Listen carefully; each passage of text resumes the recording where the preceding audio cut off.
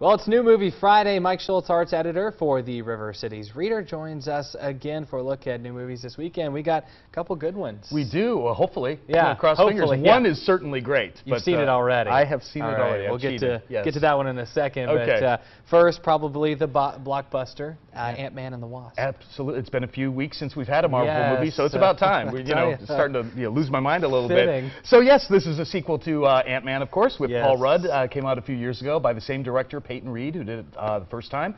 And this is about, it's kind of an adventure about getting the Wasp's mother out of this place called the Quantum Realm. She's been kind of vanished for years and years. And so it's about kind of going through space and time to try to, it's a rescue mission, basically. Yeah. I don't know that it has like a major villain that we're supposed to know about in advance. There will be bad guys, I have no doubt. Yeah. But it sounds more kind of a straight-up action-adventure comedy this time. I've seen one villain in some of the trailers. I think it's like Phantom or something like that. All right. So there's probably somebody. I didn't read the comics, but so yeah, I haven't seen the comics either. But I love the first one. It was absolutely hilarious. Yeah, I was iffy. I was iffy on it a little bit. It had a little bit for me too much of that origin story banality. It was very you have to get through that. And so now that we're done with that, that's great. And somehow I had no idea that Michelle Pfeiffer is in this thing. She has been kept out of all the trailers. Is she really? I just read about that, and I was like, why on earth are you not showing her in previews? I would have been more excited from the start. I know. So we got Lawrence Fishburne in this one too. That's true, we do. Yeah, it's going to be great. Okay, so I'm excited about that one. I love Paul Rudd, but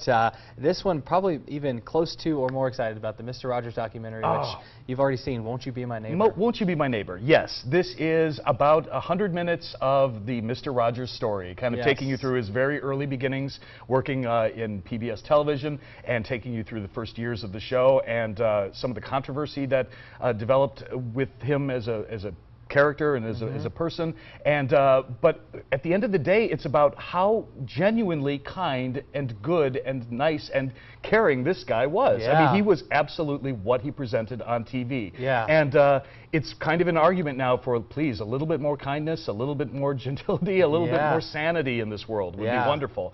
But I'll tell you, I got to see it. It opens in the Quad Cities today. I got to see it in Iowa City, where it opened on Wednesday.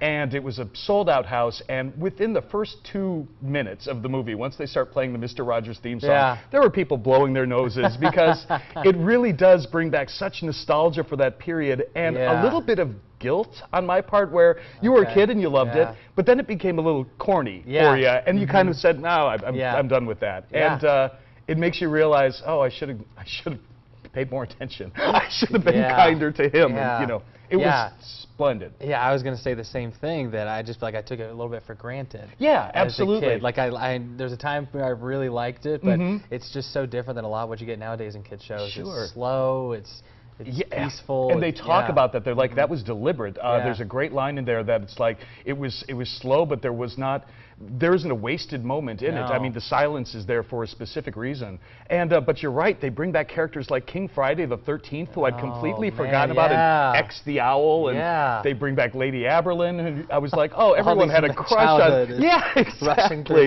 Oh my gosh, it was amazing. I can't wait to see it again. I'm super excited to see it. It's really great. Yeah, it definitely sounds really great, and we'll see for sure. Yeah, good director too. Yeah, it's by the director who did 20 Feet from Stardom, won an Oscar a couple years back.